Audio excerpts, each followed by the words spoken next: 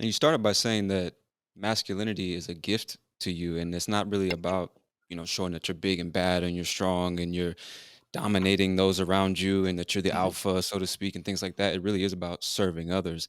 And mhm, not only that, but men value strength and power and competence mhm, really. Like, we want to see that in ourselves, we want to see that in our brothers, uncles, fathers, like you mhm. mentioned.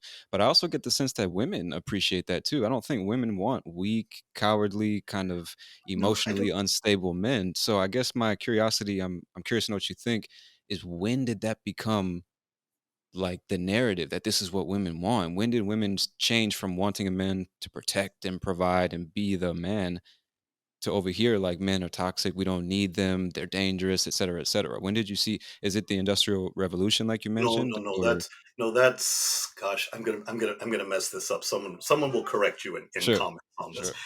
Second second generation feminism, I think, or third.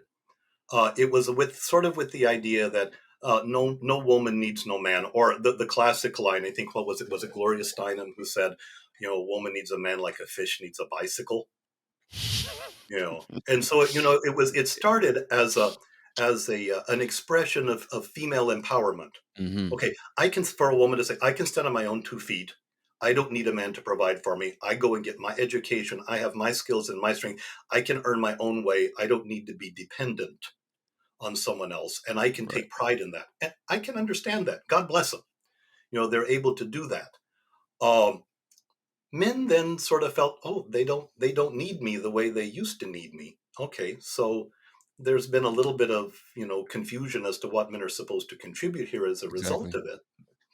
But what I've also found, though, and even in my own life with my own wife, is that when I do step up and when I do, yeah, I'm not, I'm a recovering nice guy, so I've always been, Mm. really nice guy. What do you mean But by when that? Nice guy. What do you mean? um, non-confrontational, going along to get along, agreeing all the time, probably too much, people pleaser, uh, Okay. conflict avoidant, a lot of that kind of stuff. Mhm. There's a classic book in men's work by Dr. Robert Glover called No More Mr. Nice Guy, Okay. which I recommend to any of the men who are listening. I recommend it to you too. That there's a lot of nice guy behavior, and his fundamental premise is that nice guys aren't. Basically, we're Sure. passive aggressive manipulative SOBs is what we are. 100%. Yeah. Yeah. Okay, so yeah, I did a lot of that kind of stuff myself till I figured out what I was doing. But what I found was that I don't have to be aggressive either with my wife or with my congregation or with anybody else, but I learned to be assertive, an appropriately assertive way where I could state my own needs, state my own views with full Mhm. respect of everybody else around me. And what I found in the case of my wife was that when I was appropriately assertive, and when I quit doing that thing like, oh, honey, where do you want to go for dinner? Oh, I don't care. You pick where we want to Yeah. go. No, tell me where you want to go. Oh, it's okay. It doesn't matter. Love, I'd like Mexican tonight. I was thinking Middle Eastern. Okay, I don't care where we go, but I had a plan and I Right. came with a solution, not with a problem.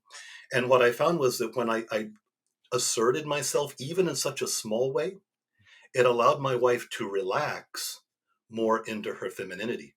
Exactly. When I stepped up more as a man in my masculinity, she didn't have to make up my lack and so be more masculine in her behavior and attitudes because I was filling that role for us adequately. And she literally relaxed into her femininity.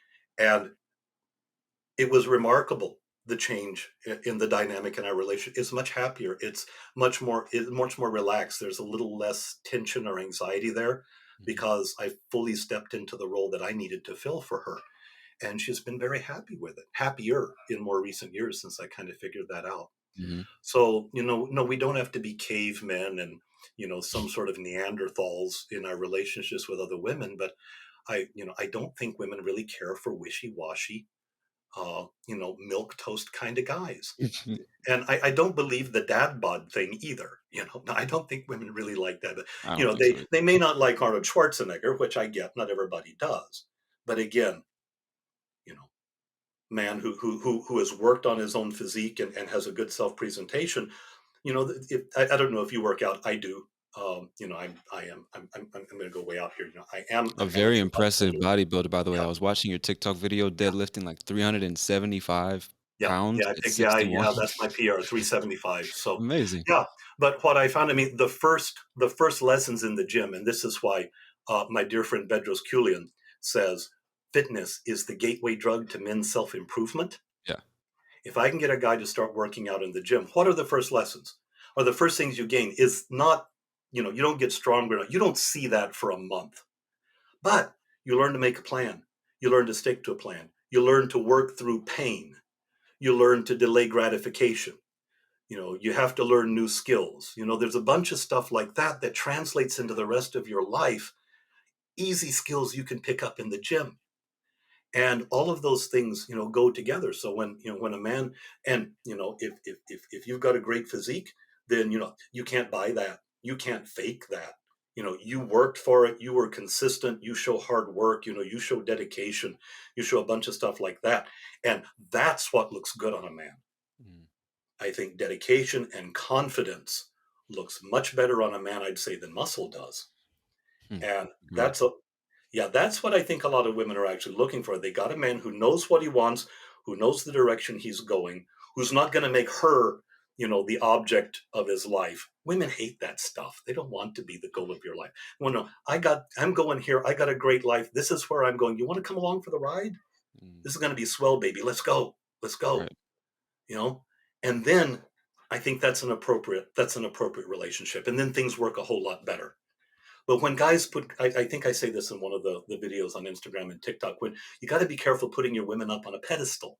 Right. Because a lot of guys, do this. They pedestalize their women. Well, if she's up here, where are you? You're down here. Yeah. Do you want to date down? I mean, she's looking down at you. You're already like at strike one, coming out of the gate. You need to be at least like this. Mhm. So we can't put women up on a pedestal like that. And vice versa. Women don't Right. pedestalize men either.